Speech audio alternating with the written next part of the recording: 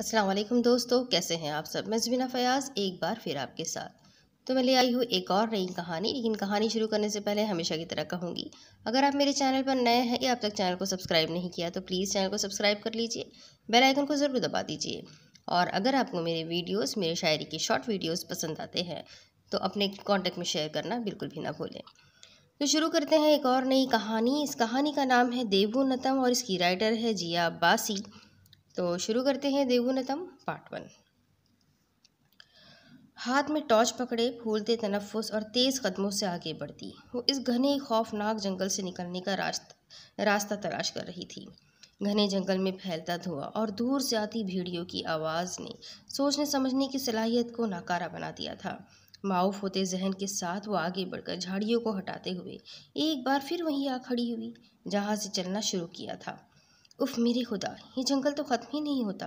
बेबसी और खौफ के मिले जुले तासुरात लिए उसने टॉर्च की रोशनी इर्द गिर्द दौड़ाई कि अचानक अकब से आती अपने नाम की पुकार पर एकदम उछल पड़ी। एक फलक शगाफ चीख उसके हलक से निकलती इस खौफनाक जंगल की फिजा में गूंज उठी थी। हाथ में पकड़ा टॉर्च उछलने के बाद दूर जा गिरा था, जबकि वो अंधेरी सर्द रात और इस घने जंगल में इर्द गिर्द से बेगाना खड़ी वो हैरत से उसे देखने लगी, जो ब्लैक पैंट शर्ट में मलबूस, जिस जेबों में हाथ डाले खड़ा, चेहरे पर पुरस्रार मुस्कुराहट सजाए अपनी आग रख आंखों से उसे ही देख रहा था। क, क, क, कौन कौन हो तुम? उसने डरते हुए पूछा, साथ ही हाथ बढ़ाकर उसे छूना चाहा, मगर पलक झपकने की देर थी कि वो एकदम गायब हो गया। ये कहाँ गया? इस अंधेरे जंगल में फैलते धुएं को परेशानी और खौफजदा नज़रों से देखते हुए वो बड़बड़ाई, क्योंकि तभी करीब से आती भेड़िए की आवाज़ ने उसकी बची कुची हिम्मत भी मफकूद कर दी। या अल्लाह, या अल्लाह, खैर, बेख्तियार उसके मुंह से निकला। करीब तर होती भेड़िए की आवाज़ ने जिस्म का सारा खून खुश्क कर दिया था। वो डरते डरते पीछे मुड़ी ही थी कि तेज़ी से छलांग लगाता वो उससे पहले उसे अपना शिकार बनाता। कोई तेज़ी से उनके दरमियान आ खड़ा हुआ। आह! वो चीखते हुए उठ बैठी। मरी की सर्द रातों में भी उसके चेहरे पर पसीने के कतरे चमक रहे थे। तनफ्फुस तेजी से चल रहा था। नीम अंधेरे कमरे में वो इस वक्त अपने बेड पर मौजूद थी और बहुत बुरी तरह से काँप रही थी। ये कैसा भयानक खौफ था। उसने चेहरे पर हाथ फेरते हुए पसीने को साफ किया, फिर खुद पर से कंबल हटाती बेड से उतर खड़ी हुई। दूर से मस्जिद की अजान की आवाज़ें आ रही थी। सारी सोचों को झटकते हुए उसने आगे बढ़कर नाइट बल्ब बंद किया, साथ ही कमरे की बाकी लाइट्स जला दी और वज़ू करने कमरे में मौजूद बाथरूम की तरफ बढ़ गई। जबकि वो वहीं बेड के करीब रखी कुर्सी पर बैठा अपनी आग रंग आँखों से बाथरूम के बंद दरवाजे को देखते हुए उसके बाहर आने का इंतज़ार करने लगा। नमाज के बाद वो अपने कमरे से निकलकर लकड़ी की सीढ़ियाँ उतरती नीचे आई, जहाँ लिविंग रूम के साथ ही छोटा सा किचन बना था और इस वक्त अंधेरे में डूबा हुआ था। लगता है मामा उठी नहीं, खुद से कहते हुए वो आगे बढ़ी और लाइट ऑन की, जिसके साथ ही पूरे लिविंग रूम में रोशनी छा गई। उसने नज़रें घुमाकर चारों तरफ देखा। यहाँ आए आज उन्हें दूसरा ही दिन था, जबकि ज़िंदगी के 18 साल कराची में गुजरे थे। उसने कभी सोचा भी नहीं था कि अपने बाप आमिर गर्देजी के इंतकाल के बाद उसे सब कुछ छोड़कर मरी आना पड़ेगा, जहां वो हमेशा सर्दियों में स्कूल की छुट्टियां गुजारने आती थी। क्या हुआ खातिरा, ऐसे क्यों खड़ी हो? मशद की आवाज़ पर उसने चौंक कर माँ की तरफ देखा, जो सवालिया नज़रों से उसे ही देख रही थी। कुछ नहीं, बस वैसे ही। उसे टालना चाहा। बाप का जिक्र करके वो सुबह ही सुबह माँ को उदास नहीं करना चाहती थी। अच्छा, तो तुम आतिशदान जला दो, बहुत सर्दी हो रही है, मुझसे बर्दाश्त नहीं हो रही, मशद कहती हुई किचन की तरफ बढ़ गई, जबकि सोफे पर बैठती खातिरा उनकी बात पर रुककर उन्हें देखने लगी, जो इन गुजरे 5 माह में काफ़ी कमज़ोर हो गई थी। ऊपर से कराची जैसे शहर में रहने वाले लोगों को भला मरी की ठंड कहाँ बर्दाश्त होती है। क्या हुआ मिस्री हसीना, यहाँ आए 2 दिन नहीं गुजरे और अभी से बर्दाश्त जवाब दे गई, हालांकि अब पूरी ज़िंदगी यहाँ गुजारनी है। दीवार में बने आतिशदान की तरफ बढ़ते हुए वो शरारत से बोली, साथ ही चेहरा मोड़कर माँ की तरफ देखा, जो नाश्ता बनाने में मसरूफ़ हो चुकी थी। मशहद का ताल्लुक मिस्र से था, जबकि आमिर पाकिस्तान से, मगर अक्सर अपनी जॉब के बाद आमिर का पाकिस्तान से बाहर आना जाना रहता था। उनकी एक दूसरे से मुलाकात भी अमेरिका में हुई थी, जिसके बाद दोस्ती मोहब्बत में बदली। तो दोनों ने शादी का फैसला कर लिया। घर वालों को भी कोई एतराज़ नहीं था, इसलिए आमिर से शादी के बाद मशहद पाकिस्तान चली आई थी। चंद माह सास ससुर के साथ मरी में गुजारने के बाद वो कराची में चले गए थे, जहाँ आमिर किराए के फ्लैट में रहता था। खातिरा की पैदाइश भी कराची में हुई थी, मगर अपना सारा बचपन वहाँ गुजार कर अब 18 साल बाद जब आमिर गर्देजी का कार एक्सीडेंट में इंतकाल हुआ, तो मशहद की इद्दत पूरी होते ही वो फजूल अखराजात से बचने की खातिर 2 कमरों के किराए के फ्लैट के साथ साथ कराची को छोड़कर मर्री में अपने दादा के घर चली आई थी, जो दादा दादी के इंतकाल के बाद 8 साल से मुलाजिम के रहम करम पर पड़ा हुआ था। तुमने पढ़ाई का क्या सोचा है? डाइनिंग टेबल पर एक दूसरे के आमने सामने बैठी वो नाश्ता करने में मसरूफ़ थी, जब मशहद ने उससे पूछा। मैं अब पढ़ना नहीं चाहती, अब बस जॉब करनी है। खातिरा अपनी प्लेट पर सर झुकाए धीरे से बोली। अच्छे से जानती थी मशहद कभी इस बात पर राज़ी नहीं होगी। दिमाग ख़राब है तुम्हारा? तुम्हें लगता है बस ए लेवल के बेस पर तुम्हें कोई अच्छी जॉब मिल जाएगी? वो उसे घूरते हुए पूछने लगी। तो आप बताएं क्या करूं? सिर्फ आपकी जॉब करने पर घर का खर्चा चल जाएगा क्या? और मेरी यूनिवर्सिटी की फ़ीस वगैरह भी? जबकि यहाँ के मुलाजिम को भी हमने फारिग कर दिया फजूल खर्ची से बचने के लिए। फजूल खर्ची से बचने के लिए नहीं, बल्कि अपनी और तुम्हारी हिफाजत के लिए इसे फारिग किया है, क्योंकि वो गैर मर्द था और अब सिर्फ हम 2 लोग हैं। और वैसे भी किराए के घर से भी तो जान छूट गई है, तो मैं सब संभाल लूँगी, मशहद संजीदगी से बोली, जबकि उसकी आखिरी बात पर खातिरा की हंसी छूट गई। संभाल नहीं मामा, संभाल। इतने साल गुजर गए मगर आपकी उर्दू अभी तक ठीक नहीं हुई, वो हंसी दबाते हुए बोली। बात नहीं घुमाओ, मशहद ने उसे टोका। मामा प्लीज़ अभी नहीं, पापा के बाद अब मेरा कुछ करने को दिल नहीं चाह रहा। एकदम खाना छोड़ती वो उठ खड़ी हुई। मशहद ने खामोशी से उसकी नम होती आंखों को देखा, फिर गला खंखार कर गोया हुई। ठीक है, अभी पढ़ना नहीं चाहती मत पढ़ो, मगर जॉब का ख्याल भी दिमाग से निकाल देना। इतना कहकर वो बर्तन समेटने लगी। खातिर नफ़ी में सर हिलाती सीढ़ियों की जानिब बढ़ी कि मशहद की आवाज़ पर रुककर उन्हें देखने लगी। तुम आज ऐसा करो, ग्रोसरी स्टोर जाकर कुछ शॉपिंग कराओ। ऐसा करना, महीने भर का सामान एक साथ ही ले आना। ठीक है, मैं चली जाती हूँ। कमरे से अपना कोट ले आऊँ? वह इस बात में सर हिलाकर कहती अपना कोट लेने ऊपर कमरे की तरफ बढ़ गई, जबकि मशहद नाश्ते के बर्तन धोने लगी थी। मरी की फलक बोस पहाड़ियाँ और उन पहाड़ियों के सीने से बहते झरनों की आवाज़ें वहाँ मौजूद हर शख्स को सुकून बख्श रही थी। हर सू सब्ज़ा ही सब्ज़ा फैला हुआ था। ऐसे में वो ब्लैक कोट और सर पर लाल स्कार्फ पहने, हाथों में शॉपर बैग्स थामे, अपनी ही धुन में मगन सड़क पर आगे बढ़ती जा रही थी, जब गाड़ी के तेज़ हॉर्न की आवाज़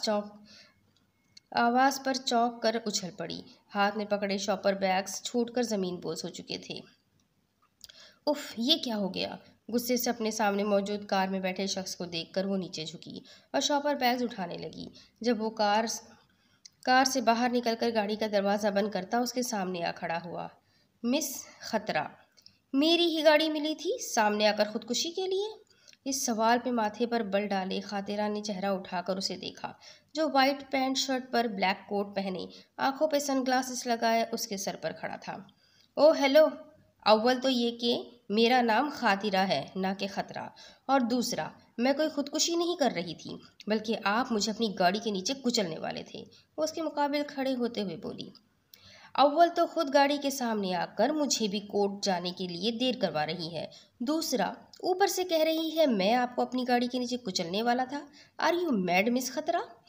आंखों से ग्लासेस उतारते हुए वो भी उसी के अंदाज में बोला, जबकि उसकी बात का जवाब देने के बजाय खातिरा मबहूत सी होकर उन समंदर जैसी नीली आंखों को देखने लगी थी कि एकदम चौंकी। 1 मिनट, आपको कैसे पता चला कि मेरा नाम खातिरा है? क्या दिमाग तो ठीक है आपका? उसने हैरत से सामने खड़ी लड़की को देखा, जो नाक फुलाए अपनी सिंह आंखों से उसे मशकूक अंदाज में देख रही थी। अभी आपने ही बताया मेरा नाम खतरा नहीं खातिरा है, हालांकि अपने साथ साथ दूसरों के लिए भी खतरा बनी हुई है। एक ऐब्रो उठाकर कहते हुए उसने यू कार के सामने आ जाने पर चोट की। मैं नहीं, आप खतरा बने फिर रहे हैं सड़क पर चलने वाले लोगों के लिए, मिस्टर लायर, झूठे साहब। अब के खातिरा ने भी उसके मखसूस वकीलों वाले हुलिये को एक नज़र देखते हुए चोट की और शॉपर बैग्स को मजबूती से पकड़कर उसके साइड से निकलती चली गई, जबकि वो मुस्कुराकर उसकी पुश्त को देखता मुड़ा ही था कि नीली समंदर जैसी आंखों की जगह लाल अंगारा आंखों ने ले ली थी। मामा ये देख ले, मैं सामान ले आई हूँ। घर में दाखिल होकर उसने शॉपर बैग्स डाइनिंग टेबल पर रखे, साथ ही मशहद को आवाज़ लगाई। कितनी देर लगा दी तुमने आने में? मैं तो परेशान हो गई थी। अपने सुनहरे बालों का जोड़ा बनाते हुए वो कमरे से बाहर निकली। भूरी आंखों और लहजे में फिक्र वाज़ेह थी। ओहो, परेशान होने वाली क्या बात है? कौन सा पहली दफ़ा हम यहाँ आए हैं? स्कार्फ और कोट उतार कर सोफे पर रखते हुए वो किचन की तरफ बढ़ी और फ्रिज से पानी की बोतल निकाल कर पीने लगी। बेटा, जिन मकान की छत ना हो वहाँ चोरों के आने का खतरा ही रहता है। पहले तुम अपने बाबा के साथ जाती थी और आज अकेले। धीमे लहजे में कहते हुए उन्होंने बेटी की तरफ देखा, जिसकी गुलाबी रंगत और तीखे नैन नकोश तो माँ से मुशाहबत रखते थे, मगर बाल और आंखें उसके पापा पर थे सियाह। खातिरा पानी की बोतल वापस फ्रिज में रख कर वो मशहद के पास चली आई। प्यारी मम्मा, आप फिक्र मत करें, सब ठीक है, मगर अल्लाह का सहारा है ना हमारे साथ, और अल्लाह अपने बंदों को कभी अकेला नहीं छोड़ता। माँ के कंधे पर थोड़ी रखकर वो प्यार से बोली। मजहद ने भी नम आँखों से मुस्कुराते हुए इस बात में सर हिला दिया। चलो अब किचन से बाहर निकलो, मैं ज़रा खाने की तैयारी कर लूँ। ओके।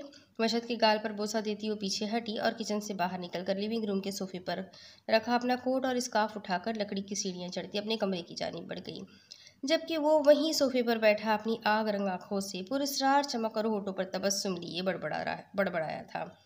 देववंतम देवूनतम। आसमान पर छाए सुरमई बादल और हल्की फुल्की बारिश में मरी का मौसम जहाँ खुशगवार लग रहा था, वहीं जुल्फ़िकार पैलेस में पुरइसरार समा था।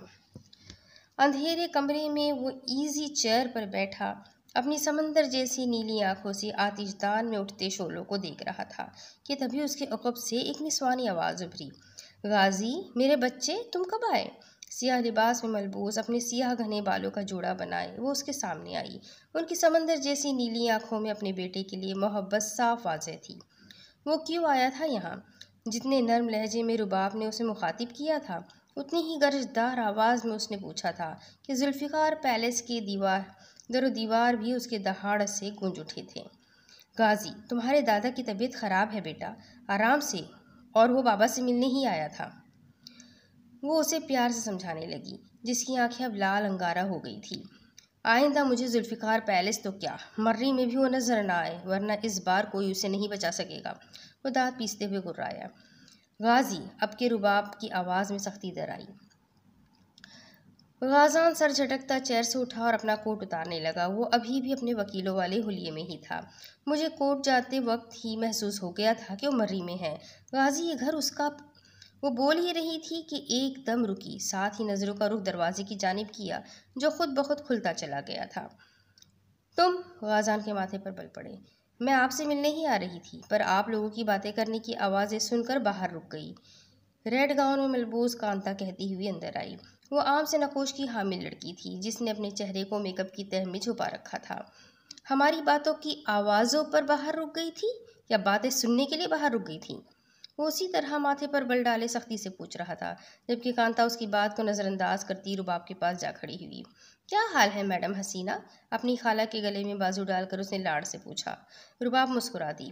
वो वाकई कहीं से भी गाजान की माँ नहीं लगती थी। सुर्ख और सफ़ेद रंगत पर खूबसूरत नैनो नक्श, समंदर जैसी नीली आंखें और उस पर उनके काले सियाह लंबे बाल, जिसके पास वो अधेड़ उम्री में भी जवान ही नजर आ रही थी।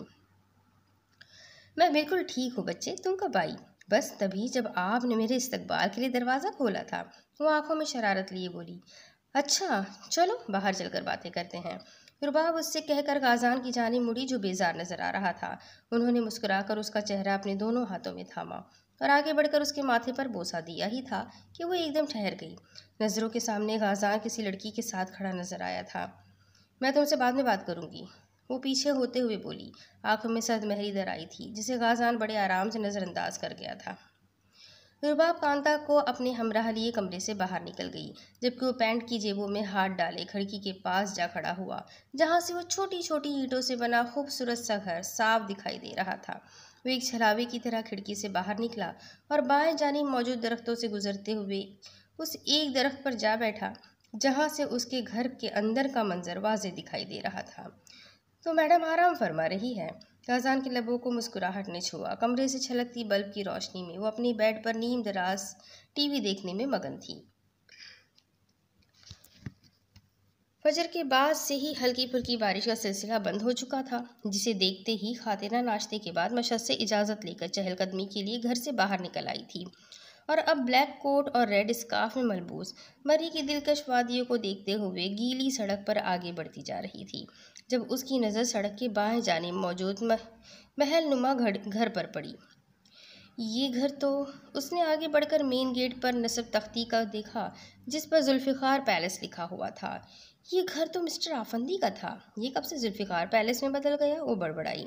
आवाज़ इतनी ऊंची थी कि उसके पीछे चलते गाजान ने बासानी सुन ली। तकरीबन 1 साल पहले।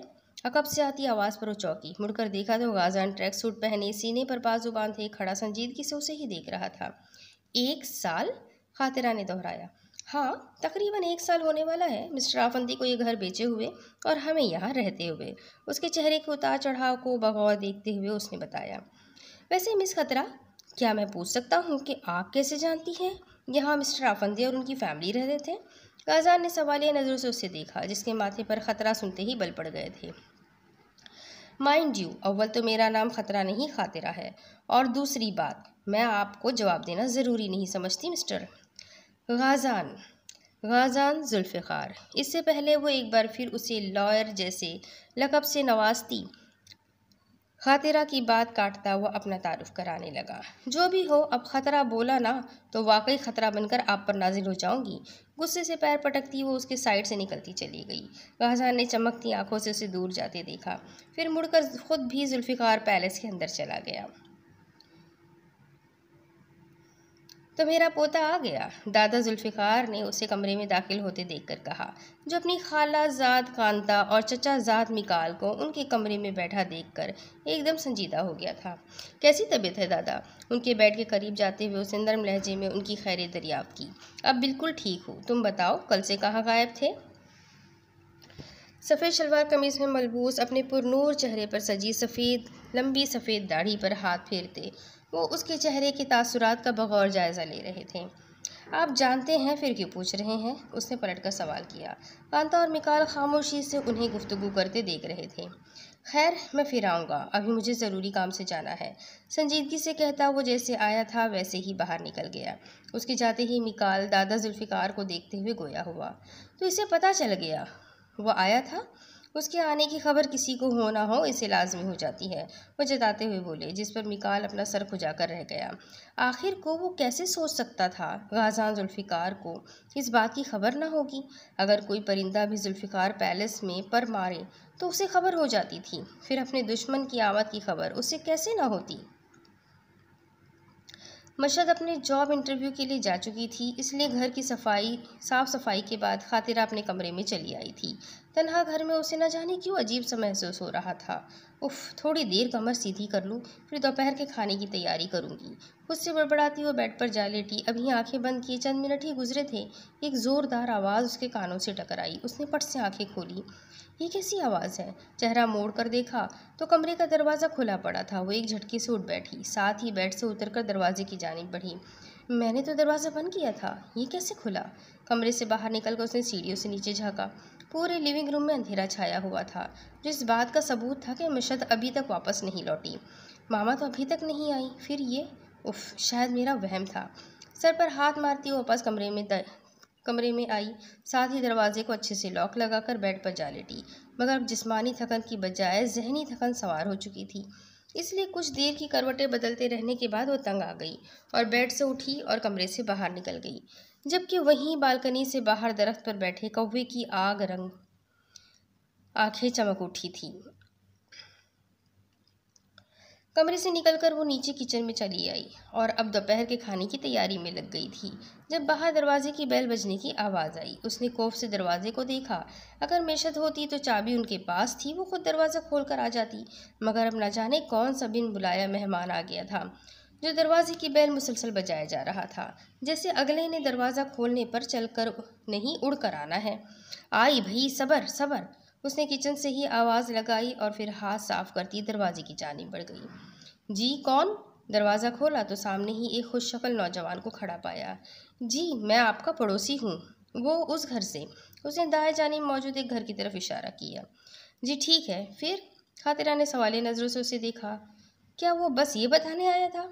जी, ये मेरी अम्मी ने भेजा है। दरअसल आज के दिन हम हलवा बनाकर बांटते हैं, तो पड़ोसी होने के नाते मैं आपको भी देने चला आया। उसने कहते हुए हाथ में पकड़ी प्लेट खातिरा की तरफ बढ़ाई, जिसे उसने झिझकते हुए थाम लिया। शुक्रिया, खातिरा ने चेहरे पर मुस्कुराहट सजाकर कहा। जवाबन वो भी मुस्कुराहट उछालता वहां से चला गया, जबकि खातिरा दरवाज़ा बंद करती वापस किचन में चली आई। हाथ में पकड़ी प्लेट स्लैब पर रखकर उसने देखा तो सूजी का हलवा था। फ्रिज में रख देती हूँ, मामा आएगी तो खुद ही देखेंगी कि क्या करना है। सोचते हुए उसने प्लेट उठाकर फ्रिज में डाल दी। गोया कि ये कोई नई बात नहीं थी। कराची में भी हर त्यौहार के मौके पर या ऐसे भी आम दिनों में भी ऐसे खाने पीने की चीज़ें बनाकर बांटी जाती थी, मगर इस अनजान जगह में आकर उसे सब कुछ अजीब ही लग रहा था। हालांकि उसके लिए मरी इतना अनजान भी नहीं था। गाज़ान अपने कमरे में दाखिल हुआ तो रुबाब को देखकर एकदम ठिठक गया, जो गालिबन उसके ही इंतज़ार में यहाँ मौजूद थी। आप यहाँ? गाज़ान उनकी मौजूदगी की वजह से अनजान नहीं था, पर फिर भी अनजान बनकर सवाल कर रहा था। सीरियसली गाज़ान? उन्होंने हैरत से उसे देखा, लेकिन वो खामोश रहा। सच में तुम एक इंसान से? वो शॉक्ड थी। भला ये तरबियत तो उन्होंने नहीं की थी। उन्होंने तो उसे इंसानों के दरमियान रहते हुए इंसानों से दूर रहना सिखाया था। मामा, मैं इस मामले में बेबस हूँ और इस बारे में कोई बात नहीं करना चाहता। गाज़ान कहता हुआ कमरे में मौजूद सोफे पर जा बैठा। वो गुस्से से उसकी तरफ मुड़ी। तुम शायद भूल रहे हो गाज़ान। मैं कुछ नहीं भूला। वो भी गुस्से से दहाड़ा था, जिस पर जुल्फ़िकार पैलेस के दरो दीवार भी उसकी दहाड़ से गूंज उठे थे। बाहर से गुजरता मिकाल भी एक पल के लिए चौंका, मगर फिर से झटक कर आगे बढ़ गया। गाज़ान के गुस्से से हर कोई वाकिफ था। इतना गुस्सा, इतना जुनून तो शायद बाप में भी कभी नहीं रहा था जितना बेटे में मौजूद था। नहीं, तुम भूल रहे हो कि तुम इंसान नहीं बल्कि एक जिन हो। गाज़ान ने रुबाब की बात काटी। आंखों का रंग बदल कर लाल अंगारा हो गया, जैसे शोले भड़क रहे हो। हाँ, और अल्लाह ने जिनो इंस के दरमियान एक हद कायम की है, जिसे तुम पार करने की कोशिश कर रहे हो। हम उनके दरमियान तो रह सकते हैं, मगर उनके साथ नहीं। अब के रुबाब के लहजे में सख्ती की जगह नरमी ने ले ली थी। आखिर को इकलौती औलाद थी, और फिर माँ चाहे जिस भी रूप में हो, आखिर को माँ ही होती है, जो अपनी औलाद को हर सरदुगम से बचा कर रखना चाहती है। वो नहीं चाहती थी गाज़ान उस लड़की की वजह से किसी मुश्किल में पड़ जाए। कुछ नहीं भूला हूँ मैं माँ, लेकिन मैं क्या करूँ। मैं वो दिन आज तक नहीं भूला जब पहली बार मैंने उसे कराची में अपने रूबरू देखा था। सर सोफे से टिकाए बेबसी से कहता वो आंखें बंद कर गया, जबकि रुबाब साकित खड़ी उसे देख रही थी। वो क्या कह गया था? कराची? ये तुमने बनाया है? मिशत ने प्लेट में मौजूद सूजी के हलवे को देखते हुए खातिरा से पूछा, जो डाइनिंग टेबल पर खाना लगा रही थी। नहीं, कोई लड़का देकर गया है, कह रहा था कि पड़ोसी है। वो सरसरी से लहजे में बोली। अच्छा, ठीक है। मिशत ने इस बात में सर हिला दिया, क्योंकि इन बातों की वो खुद भी आदी हो चुकी थी। उन्होंने चमचा उठाया और थोड़ा सा चक्कर देखा।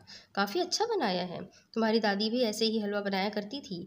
जब वो हमसे मिलने कराची आती थी तो अपने साथ बनाकर भी ले आती थी। तुम्हारे पापा को तो बहुत पसंद था। वो कहते हुए गुजरे वक्त को याद करती उदासी से मुस्कुराई। खातिरा ने खामोशी से चावल प्लेट में निकाल कर उनके सामने रखे। कभी कभी तसल्ली दिलासे इंसान के लिए देने के लिए इंसान के पास अल्फाज कम पड़ जाते हैं, और इस वक्त सबसे बेहतर रास्ता खामोशी ही होता है। आपके इंटरव्यू का क्या बना? वैसे मैं बताती हूँ, वापसी पर आप जितनी खुश थी, इससे तो यही लग रहा है कि जॉब मिल गई। खातिरा उनके सामने रखी चेयर पर बैठते हुए बोली। बिल्कुल ठीक लग रहा है। मुझे स्कूल में इंग्लिश लेक्चरर की जॉब मिल गई है। वो लेवल्स के बच्चों को पढ़ाना है, और सैलरी भी अच्छी है। वो मुस्कुराकर बोली। खुशी उनके अंदाज से ही छलक रही थी। चले, अच्छा है। मैं भी सोच रही थी कोई ऑनलाइन जॉब कर लूँ। खातिरा की बात पर मिशत की मुस्कुराहट एकदम सिमटी। मुंह तक जाता निवाला हवा में ही रह गया। उन्होंने घूर कर उसे देखा। तुम बस पढ़ाई का सोचो, फुजुल बातों को दिमाग से निकाल दो। वैसे भी पैसों की कोई कमी नहीं है। तुम्हारे पापा काफ़ी पैसा बैंक में छोड़ कर गए हैं। फिर अब मैं भी जॉब करूँगी, और घर के रेंट का भी कोई मसला नहीं। तो बेहतर है, बस पढ़ाई के बारे में सोचो। इसके बाद जहाँ जॉब करना होगा कर लेना। समझी? समझी नहीं, समझी, वो मुँह बनाकर बोली।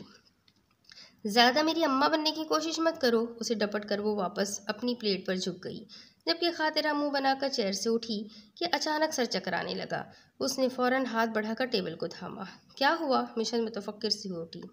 कुछ नहीं, मैं ठीक हूँ, आप खाना खाएं। उन्हें बैठने का इशारा करती वो चकराते सर के साथ किचन की तरफ बढ़ने लगी। जब किसी ख्याल के तहत उसने मुड़कर हलवे की तरफ देखा, जिसे आधे से ज़्यादा वो खा चुकी थी। मैं भी ना जाने क्या सोच रही हूँ, भला हलवे में क्या होगा। वो सर झटकती वापस किचन की तरफ बढ़ गई। कमरे में सन्नाटा छाया हुआ था। रुबाब खामोशी से उसे देख रही थी। सारी कहानी सुनने के बाद उन्हें समझ नहीं आ रहा था वो उसे कैसे मना करे कि उस लड़की से दूर रहे, मगर कुछ तो करना था। मैं उससे दूर नहीं रहूँगा मामा, इसलिए अगर आपने उसे मुझसे दूर करने की कोशिश की या उसे नुकसान पहुँचाया तो मैं खुद को ख़त्म कर दूँगा। वो जैसे उनकी सोच पड़ गया था। रुबाब ने शिकवा कुना नज़रों से उसे देखा। शौहर के बाद अपनी इकलौती औलाद को वो खो नहीं सकती थी। आखिर को उसी का चेहरा देखकर तो वो जी रही थी, वरना जिंदगी ने दिया ही क्या था, बेलौस मोहब्बत के बाद बेवफाई। ठीक ठीक, मैं कुछ नहीं करूँगी, मगर तुम उससे दूर रहोगे। मैंने कहा ना, मैं उससे दूर नहीं रह सकता। वो दहाड़ता हुआ एकदम सोफे से उठ खड़ा हुआ। रुबाब डर कर एक कदम पीछे हटी। तुम ऐसा कैसे कर सकते हो? कहीं तुमने तुमने उस पर अपनी मोहर तो नहीं लगा दी? वो बेयकीनी से उसे देखने लगी, मगर गाजान के चेहरे पर कोई अफसोस, कोई मलाल नहीं था, बल्कि जिद थी, जुनून था, मिल्कियत का नशा था, सब कुछ पा लेने की चाह थी। अब कुछ नहीं हो सकता, मैं उसे दस्तबरदार नहीं हो सकता।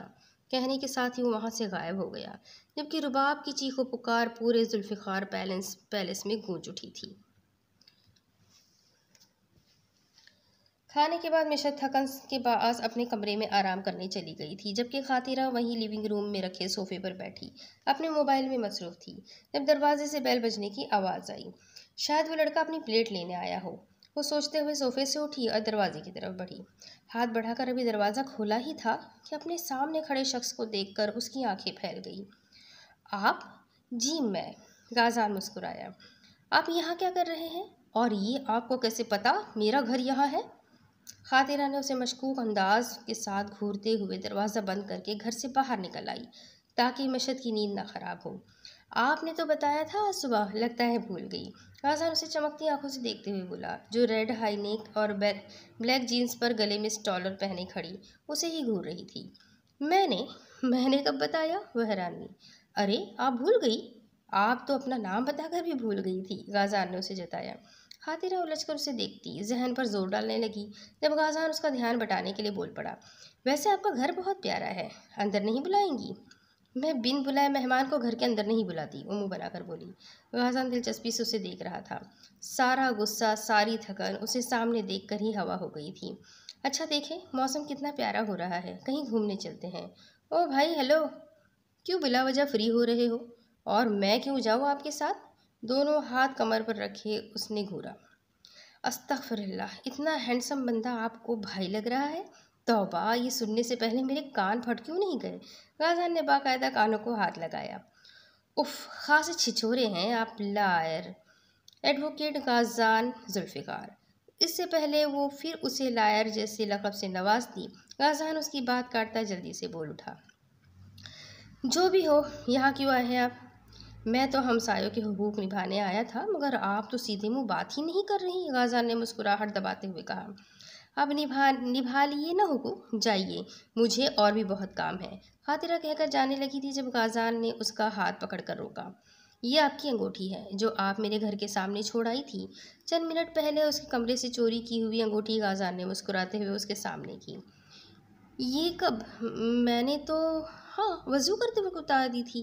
वो उलझी, साथ ही शर्मिंदगी भी हुई कि वो उसकी अंगूठी लौटाने आया था और वो क्या सोच रही थी। क्या हुआ, आपकी नहीं है क्या? नहीं, मेरा मतलब मेरी ही है, पर क्या, आपकी है तो ले ले, गाज़ान ने कहते हुए उसके हाथ में अंगूठी थमाई। चले चलता हूँ, फिर मुलाकात होगी। उसे वही कश्मकश में छोड़कर वो वैसे जैसे आया था वैसे ही वापस हो लिया। खातिरा ने उलझन भरी नज़रों से अपने हाथ में मौजूद अंगूठी को देखा। न जाने आज उसके साथ हो क्या रहा था। मुझे शायद आराम की ज़रूरत है, खुद से बड़बड़ाती वो वापस घर के अंदर चली गई। दूसरी तरफ रुबाब परेशान सी कमरे में इधर उधर टहल रही थी। गाज़ान का अंदाज उन्हें किसी खतरे की अलामत लग रहा था, पर उसे रोकना भी नामुमकिनात में से था। वो यूं ही सोचती परेशानी से बालों में हाथ फेरने लगी जब कांता अचानक वहां नमूदार हुई। उसका यूं आना रुबाब को सख्त नागवार गुजरा। तुम इस वक्त यहाँ क्या कर रही हो? आपका और गाजान का झगड़ा क्यों हो रहा था? ऐसी क्या बात हुई है? वो उनकी बात नज़रअंदाज करते हुए बोली। कुछ नहीं, तुम्हें पता तो है जब वो आता है तो गाजान ऐसे ही भड़क जाता है। रुबाब कहते हुए साइड टेबल की जानिब बढ़ी और वहाँ रखा लाल मशरूब अब घूट घूट अपने अंदर उतार रही थी। तो फिर आप इतने गुस्से में क्यों चीख रही थी? कांता जैसे मुतमईन नहीं हुई थी। कांता, ये हम माँ बेटे के बीच की बात है, तुम छोड़ो उसे और मुझे बताओ मेरी बहन नाजिया कैसी है? वो उसके पास आके गाल थपथपाकर बोली, फिर उसे लिए सोफे पर जा बैठी। मामा बिल्कुल ठीक है और वो चाहती है आप जल्द से जल्द उनके दामाद से बात करें। वो थोड़ा शर्माते हुए बोली। रुबाब के चेहरे पर एकदम संजीदगी छा गई थी। अब वो उसे क्या बताती कि उनका बेटा एक इंसान पर आशिक हो गया है और अब वो उससे शादी नहीं करेगा। बेटा तुम फिक्र मत करो, मैं जल्द ही बात करूंगी, वो कुछ सोचते हुए बोली। जहन में एक जंग से छिड़ चुकी थी। और कितना वक्त खाला? 27 साल का है वो और आप अभी भी सिर्फ बात करेंगी? कांता ने उलझकर उन्हें देखा। राजान की जिद्दी तबीयत के बाद उसे हमेशा से डर था कहीं वो अपनी मर्जी से शादी ना कर ले। गोया कि वो कोई आशिक मिजाज जिन नहीं था जो हर किसी पर फिदा हो जाए। वो जिन होने के साथ साथ एक सच्चा मुसलमान भी था जो खुद को अपनी महरम के लिए महफूज रखता था। मगर कांता से गाजान जुल्फ़िकार का गरीज उसे हमेशा ही खौफ का शिकार कर देता था। मैंने कहा ना, तुम फिक्र नहीं करो, मैं तुम्हें मायूस नहीं करूंगी। वो उसे तसल्ली देने लगी जबकि जहन सिर्फ एक ही बात पर अटका हुआ था। अगर वो नहीं माना तो?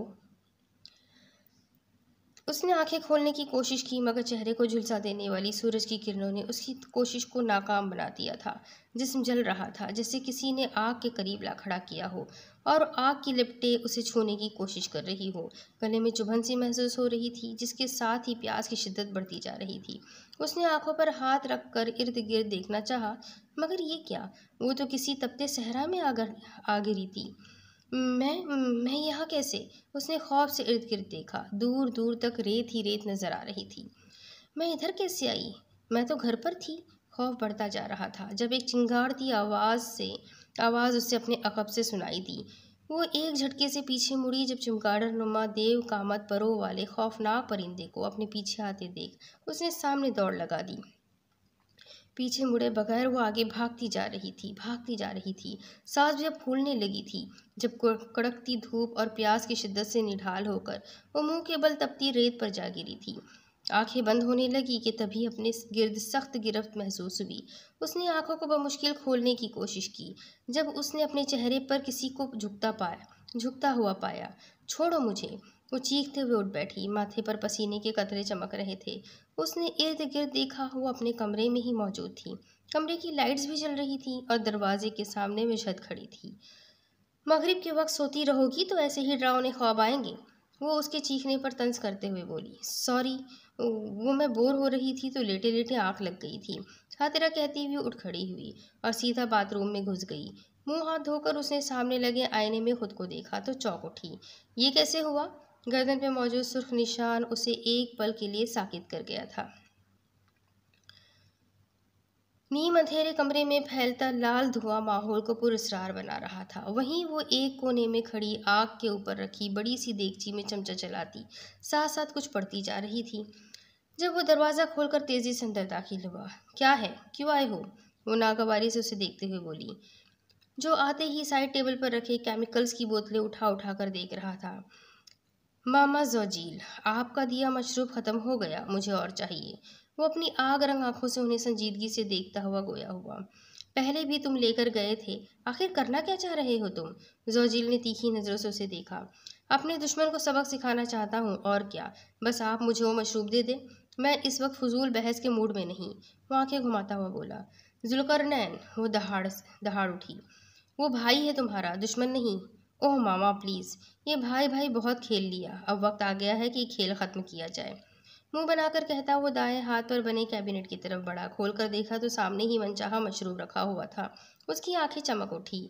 हाथ बढ़ाकर उसने मशरूब उठाया और देखते ही देखते वहां से गायब हो गया। जबकि जोजिल सर झटकती एक बार फिर अपने साबिका काम में मशगूल हो गई थी।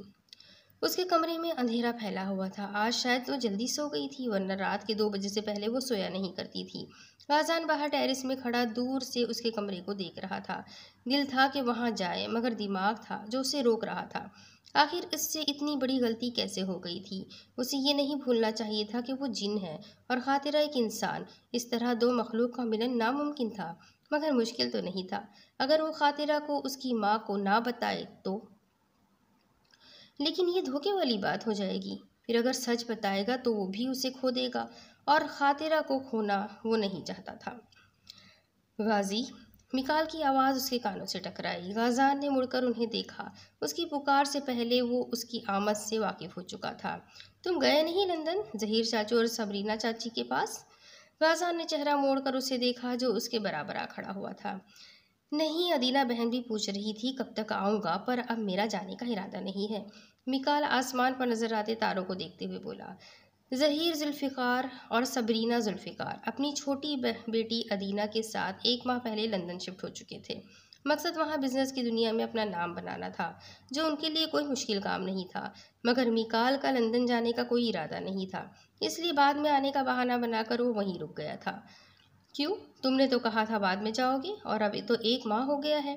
गाजान पूरी तरह से उसकी तरफ मुतवज्जा हुआ। यार भाई, मैं यहीं रहना चाहता हूँ, तुम्हारे और दादा जुल्फ़िकार के पास। मुझे लंदन नहीं जाना। उसने मुंह बनाया। तो फिर झूठ क्यों बोला था? क्योंकि मामा इमोशनल ब्लैकमेल करने बैठ जाती, और इसलिए उन्हें टालने के लिए बोल दिया था। वो सर खुजाता हुआ बोला। गाजान ने मुस्कुराकर उसके सर पर हाथ मारा। उफ, कितना भारी हाथ है, एक और मारूं? नहीं नहीं, मिकाल ने कानों को हाथ लगाया। अच्छा, एक बात तो बताओ, तुम्हारी बड़ी माँ से झगड़ा क्यों हुआ था? मिकाल अब असल बात पर आया। कुछ खास नहीं, बस वैसे ही। गाजान एकदम संजीदा हुआ। तुम झूठ नहीं बोल सकते, ये काम बस मुझे जचता है। उसने कहते हुए फक्रिया अंदाज में कॉलर झाड़े। गाजान खामोश रहा। एक बार फिर उसकी सोचों का महू खातिरा की जानिब हुआ था। बॉस, कहीं किसी जिन्नी का चक्कर तो नहीं? कहीं तुम कांता के साथ बेवफाई का तो नहीं सोच रहे?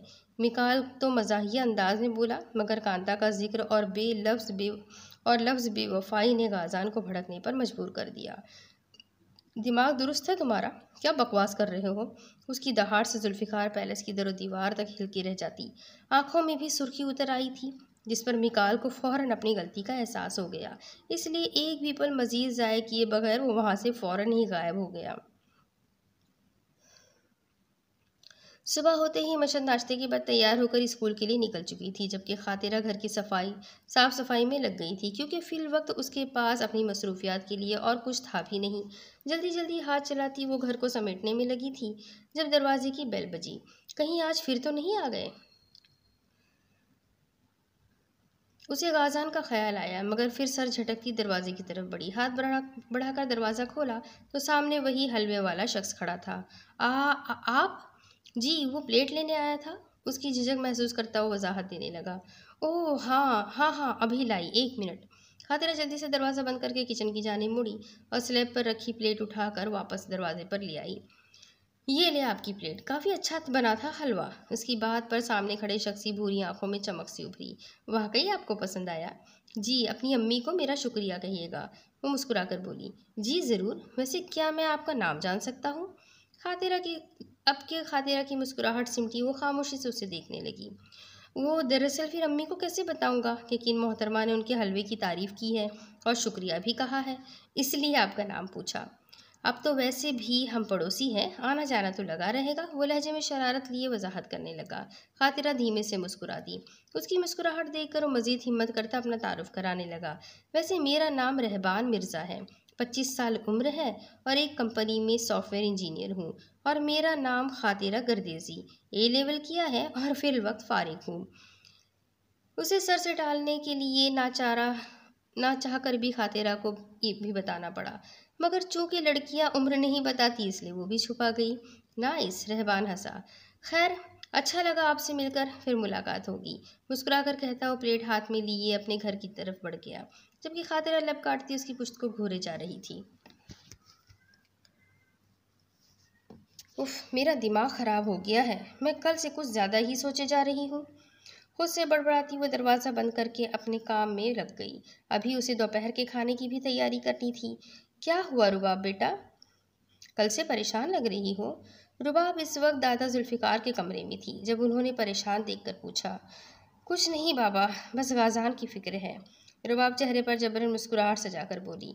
अब वो दादा जुल्फ़िकार को क्या बताती कि उनका पोता एक इंसान की चाह में आशिक बना फिर रहा है। तुम उसकी फिक्र छोड़ दो, आज़ान अब समझदार हो गया है, हमारे ख़ानदान का सबसे लायक बच्चा है। वो अपने खूबरू पोते को सोचते हुए फ़ख्र से बोले। रुबाब ने आंखें घुमाई। अभी उन्हें पता चल जाए उनका लायक फ़ायक पोता कितनी समझदारी का काम कर रहा है तो दुनिया से कूच कर जाएंगे। वो सोच कर रह गई। अब क्या सोच रही हो? कुछ नहीं, मैं आपके लिए सूप लेकर आती हूँ। बहुत कमज़ोर हो गए हैं आप। कमज़ोर नहीं, बूढ़ा हो गया हूँ मैं, दादा जुल्फ़िकार ने कहते हुए अपनी दाढ़ी पर हाथ फेरा। रुबाब मुस्कुराकर उन्हें देखती कमरे से बाहर निकली तो एक बार फिर उनके चेहरे पर संजीदगी छा गई। कमरे में आकर वो बालकनी के दरवाजे पर लगे पर्दों को दुरुस्त करने लगी जब एक तेज़ हवा का झोंका उसके चेहरे पर आई सियाह जुल्फ़ों को छूते हुए गुजरा। खातिरा चौंकी, फिर सर झटक कर वापस पर्दों की तरफ मुतवज्जा हुई, इस बात से बेखबर कि इस वक्त वो कमरे में मौजूद दो नीली पुरशोक निगाहों की जद में है। शायद पापा के इंतकाल के बाद मैंने अपने सर पर सवार कर लिया है पापा के इंतकाल को मैंने अपने सर पर सवार कर लिया है, इसीलिए मुझे वहम होने लगे हैं। वो सोचते हुए बालकनी का दरवाज़ा बंद करके बेड की जानिब बढ़ी कि तभी बालकनी के दरवाजे से कुछ टकराने की आवाज़ आई। वो तेज़ी से मुड़ी, दरवाज़ा खोलकर देखा तो पत्थर पड़ा हुआ था। उसके माथे पर बल पड़ गए। उफ, ये बच्चे भी ना। पत्थर उठाकर उसने बालकनी से नीचे झाँका तो आंखों की पुतलियाँ एकदम फैल गई। तुम, मेरा मतलब है आप? हाँ मैं, नीचे आओ। गाजान के कहने पर उसने तीखी नज़रों से घूरा, फिर वापस कमरे के अंदर चली गई। नीचे खड़ा गाजान उसके बाहर आने का इंतज़ार करने लगा। जब चंद लम्हों बाद वो full sleeves, pink T shirt और ब्लू टाइट्स में मलबूस दरवाज़ा खोलकर बाहर आई। अब क्या हुआ? आज तो मैं आपके घर के बाहर से निकली आज तो मैं घर से बाहर भी नहीं निकली कि आपके दरवाजे पर कुछ छोड़ आई हूँ। हाँ तो मैंने भी कब कहा, कुछ देने आया हूँ। गाजान दिलचस्पी से उसे देखने लगा। क्या कोई काम नहीं है आपको लायर साहब? वो तंज करने से बाज न आई। है ना मिस खतरा? गाजान ने भी मुस्कुराहट दबाई। है तो फिर जाकर करे। वही कर रहा हूँ। क्या? खातरा ने भवें भींच कर पूछा। मतलब मैंने कहा था ना फिर मुलाकात होगी। कल मुझे ज़रूरी काम था इसलिए जाना पड़ा, लेकिन आज फारिग हूँ तो बताइए क्या कहना है? वो लहजे में शरारत लिए बोला। मुझे कुछ नहीं कहना, आप जाएं यहाँ से। चले फिर साथ चलते हैं। उसकी ढिठाई पर अब की बार खातिरा का मुंह खुल गया। कहाँ? कहीं भी घूमने चले, मौसम कितना खूबसूरत हो रहा है। मौसम रोज़ ऐसे ही खूबसूरत होता है, और आप क्या हर किसी को ऐसे ही घूमने की ऑफ़र करते रहते हैं जो मेरे पास आ गए हो? वो माथे पर बल डालकर बोली। दिल तो चाह रहा था उसे कहीं उठाकर फेंक दे। अस्तगफिरुल्लाह, मैं वन विमेन मैन हूँ। हर किसी को ऐसी ऑफ़र करना तो दूर, यूँ हर किसी से बात भी नहीं करता। गाजान उसकी बात का बुरा मान गया। तो फिर मुझे क्यों कर रहे हैं? खातिरा ने दोनों बाजू सीने पर बांधते हुए पूछा। क्योंकि आप हर किसी में शामिल नहीं होती। गाजान ने कहते हुए अपनी चमकती आंखें उसकी आंखों पे जमाई। 2 मिनट के लिए तो खातिरा हर चीज़ से गाफिल होकर उसकी समंदर जैसी नीली आंखों को देखने लगी। ऐन मुमकिन था कि वो उसके जुमलों पर ईमान ले आती कि एकदम चौंक कर पीछे हटी। बहुत बहुत शुक्रिया, लेकिन मुझे कहीं नहीं जाना। इतना कहकर वो तेज़ी से मुड़ी और घर के अंदर जाकर दरवाज़ा गाजान जुल्फ़िकार के मुंह पर बंद कर दिया। अब वह दरवाजे से साथ लगी अपने दिल पे हाथ रखकर तेज़ होती धड़कनों को काबू करने की कोशिश कर रही थी। उफ, यह आदमी लगता है मुझे अपना असीर बनाकर ही दम लेगा। ये आजकल तुम क्या कर रहे हो जुल्करनैन? कमरे में दाखिल होकर वो तेज़ लहजे में बोली। सामने ही बेड पर लेटा वो अपना मनपसंद मशरूब पीने में मसरूफ़ था। मामा जोजेल, जब सब जानती है तो फिर क्यों पूछ रही है? हर वक्त तो इस जादुई बॉल के ज़रिए मुझ पर नज़र रखती है, फिर भी ये ड्रामे। सुर्ख खून को अपने हलक से उतारते हुए वो जोजिल को तेज दिला गया। तमीज़ से बात करो, माँ हूँ मैं तुम्हारी, और मैं भी आपकी औलाद हूँ, वो भी नाजायज़। फिर आप अपने गुनाह से नेकी की उम्मीद कैसे कर सकती है? जुल्करनैन की बात से जोजेल का चेहरा सुर्ख पड़ गया, जबकि वो सुकून से बैठा चेहरे पर मकरूम मुस्कुराहट सजाए उन्हें ही देख रहा था। सही कहता था तुम्हारा बाप, तुम्हारा और उसका कोई मुकाबला नहीं। अब के जोजेल ने भी कोई कसर नहीं छोड़ी थी उसे तैश दिलाने की। उनकी बात पर एक झटके से उठता उनके पास पहुंचा और गर्दन को दबोच कर दीवार से लगा दिया। मेरा और उसका कोई मुकाबला नहीं। उसने गिरफ्त मजीद सख्त की। हाँ, वो मेरे सामने कुछ भी नहीं। चूटी की तरह मसल कर ना रख दिया तो मेरा भी नाम जुल्करनैन जुल्फ़िकार नहीं। एक झटके से उनकी गर्दन छोड़ता वो दीवार के आर पार निकल गया, जबकि जोजेल गर्दन पे हाथ रखे खांसती हुई वहीं घुटनों के बल बैठती चली गई। उनके अपने गुनाह जुल्करनैन की बदौलत अब सामने आ रहे थे। वो गुस्से से भपर दरख्तों से गुजरते हुए जंगलों के बीचों बीच जा खड़ा हुआ था। खातिरा की गर्दन पे मौजूद निशान उससे मख्फी नहीं रहा था। गाज़ान उससे पूछना चाहता था कि उसकी गर्दन पे वो निशान कैसे आया, मगर उसके पूछने से पहले ही खातिरा घर के अंदर जा चुकी थी। फिर वो निशान भी कोई मामूली निशान नहीं था। ऐसे निशानात किसी जिन्नात के छूने से ही इंसान के जिस्मों पर नुमाया होते हैं, और यही बात गाज़ान को पागल कर देने के लिए काफ़ी थी। आखिर कौन कर सकता है ऐसा? उसने गुस्से से पास मौजूद दरख्त पर हाथ मारा। कहीं मामा? नहीं, वो ऐसा कभी नहीं करेगी। बाकी किसी और में भी इतनी हिम्मत नहीं कि मेरी चीज़ को हाथ लगाने की जुर्रत करे। फिर कौन हो सकता है? गाज़ान सोचते हुए बालों में हाथ फेरने लगा कि एकदम चौंका। कहीं वो? नहीं, नहीं, वो अगर मर्री में होता तो भी मुझे मालूम हो जाता। उसने खुद को झुठलाया। फिर कौन? डैम इट, मुझे उस पर नज़र रखनी चाहिए थी, ताकि उसे कोई छूना तो दूर आंख उठाकर भी देख ना सके। उसे कहते हुए उसने पास मौजूद दरख्त पर एक बार फिर गुस्से से हाथ मारा, मगर इस बार अंदाज में ऐसी शिद्दत थी कि दरख्त उखड़कर ज़मीन पर जा गिरा। साथ ही एक ज़ोरदार आवाज़ फिज़ा में बुलंद हुई थी, जिसके बाद जानवरों की आवाज़ें भी उस खौफनाक जंगल की फ़िज़ाओं में गूंजने लगी थी। तुम जो कोई भी हो, तुम्हें उसकी कीमत चुकानी पड़ेगी। अपनी समंदर जैसी नीली आंखों में बदले की आग लिए वो तेजी से दरख्तों के ऊपर से गुजरता चला गया, जबकि दूर एक दरख्त पर बैठा चेहरे पर पुरस्कार मुस्कुराहट लिए वो उसे जाते देख रहा था। तुम अभी तक गई नहीं? कमरे में बैठी कांता अपना मेकअप दुरुस्त करने में लगी थी जब एकदम मिकाल उसके पीछे आ खड़ा हुआ। तुमसे मतलब? उसने एक अचटती नज़र आईने में डाली, जिसमें उसके साथ साथ मिकाल का अक्स भी वाज़ेह दिखाई दे रहा था।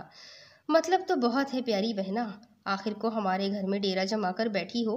वो झलाने वाली मुस्कुराहट लिए उसे देखता हुआ बोला। अव्वल तो ये मैं तुम्हारी बहन नहीं, होने वाली भाभी हूँ, और दूसरा मैं तुम्हारे घर नहीं, अपने खाला के घर बैठी हूँ।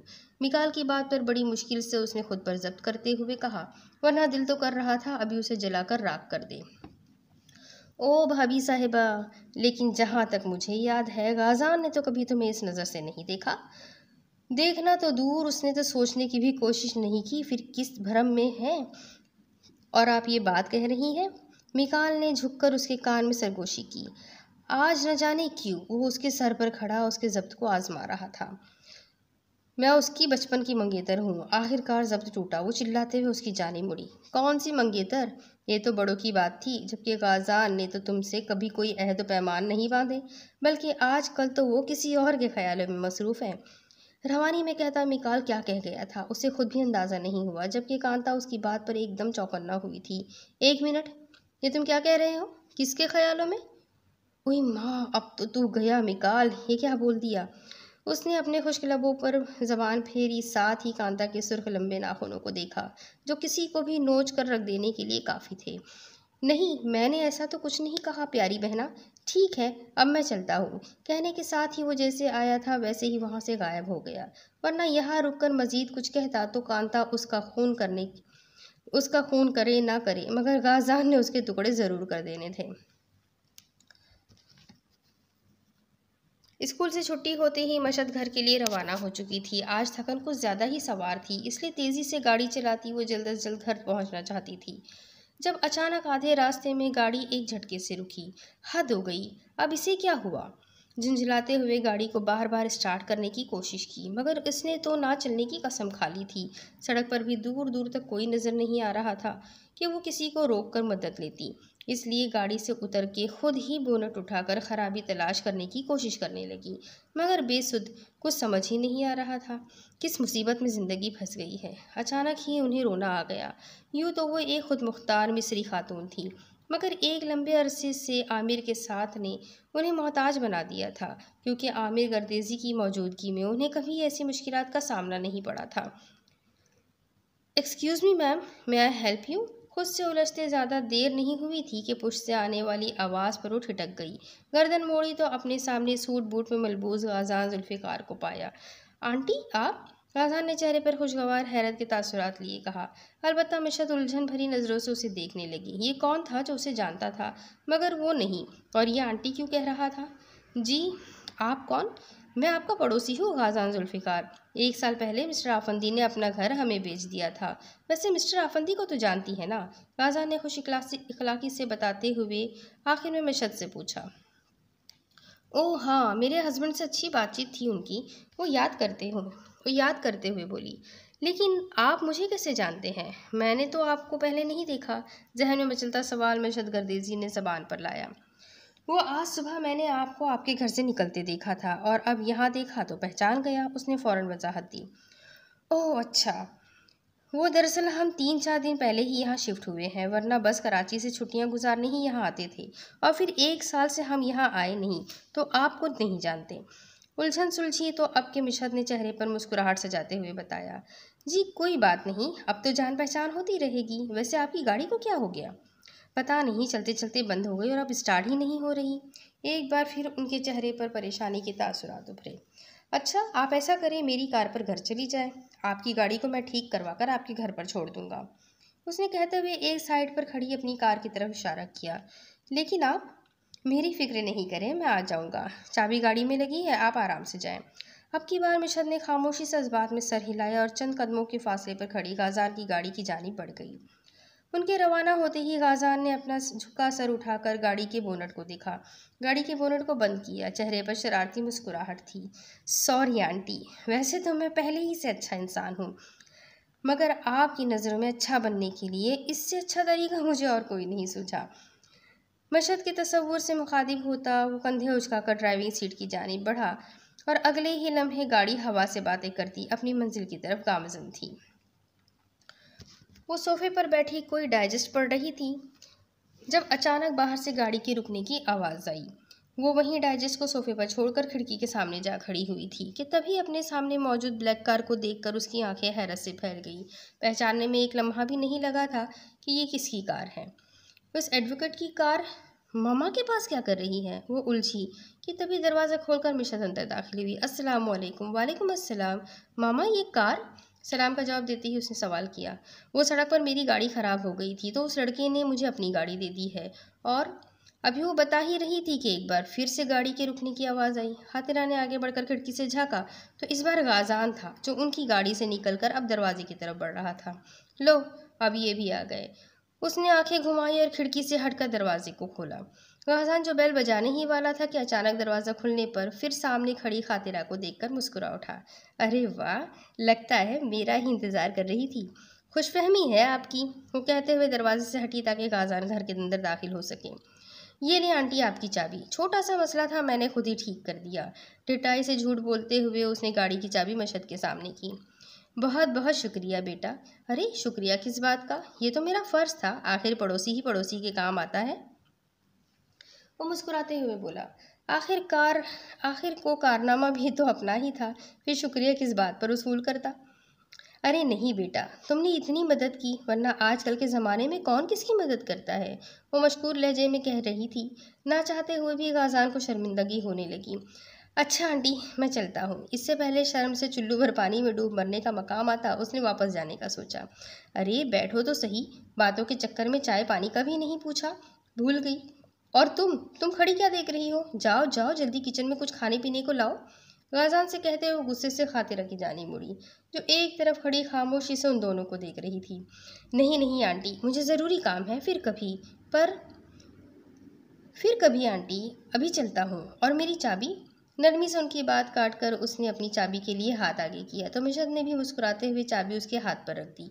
गाज़ान चाबी लेकर जाने के लिए मुड़ा कि तभी कुछ अजीब सा महसूस हुआ। उसने नज़रें घुमाकर चारों तरफ देखा, सब कुछ ठीक ही लग रहा था और सर झटकता घर से बाहर निकल गया, जबकि खातिरा एक बार फिर खिड़की के सामने खड़े होकर उसे जाते देख रही थी। वो कमरे में जले पीर की बिल्ली की तरह इधर से उधर चक्कर लगा रही थी। हालांकि वो जानती थी मिकाल उसे तंग करने के लिए मजाक कर रहा होगा, लेकिन उसकी बात अगर सच साबित हुई तो ये सोच ही उसे बेचैन किए जा रही थी। बचपन से ही वो गाज़ान के साथ को सोचती जाई थी, उसे मन ही मन में चाह रही थी। हाँ, ये बात ठीक थी कि गाज़ान ने उसके बारे में कभी ऐसा सोचा भी नहीं था, बल्कि जुल्फ़िकार पैलेस में उसके वजूद को भी रुबाब की वजह से बर्दाश्त करता था। मगर उसे यकीन था शादी के बाद सब ठीक हो जाना था। गाज़ान ने उसे कबूल कर लेना था, ना सिर्फ कबूल बल्कि उससे मोहब्बत भी करनी थी। मगर इस एक मगर ने ही उसका सुकून गारत कर दिया था। अब जबकि वो अपनी मंजिल के करीब थी, तो फिर ये कौन था जो गाज़ान और उसके बीच आ गया था? आखिर कौन?